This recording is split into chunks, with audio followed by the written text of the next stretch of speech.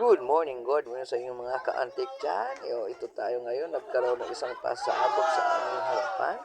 So, nagkasundo ang dalawang bata na maglaro ng boxing.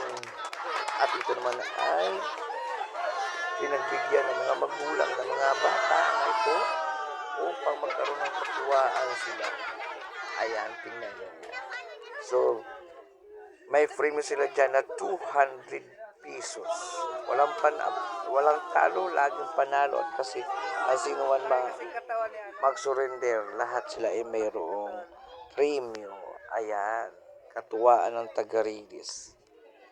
Ang gagaling ng mga bata. Okay naman yan.